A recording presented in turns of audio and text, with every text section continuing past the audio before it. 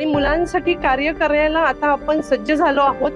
त्यांना नुसतं खेळवायचं नाही, त्यांना समाजकार्याची आवड, वेगवेगळ्या विषयांमध्ये त्यांना आपण त्यांना ज्ञान द्यायचं हे मनाशी मात्र निश्चित केलं। आणि त्यानंतर सुरू झाला माझा खरा प्रवास। पुणे महानगरपालिकेने माझ्या या कार्याकडे बघून मला एक मोठी जागा दिली आणि मग मी त्या जागेमध्ये बालभवन चालवायला सुरुवात केली। भरपूर मुलं माझ्या बालभवनला असायची, व्हॅनने मुलं यायची आणि मग नंतर असं वाटलं की अरे अजून आपल्याकडनं काम व्हायला पाहिजे।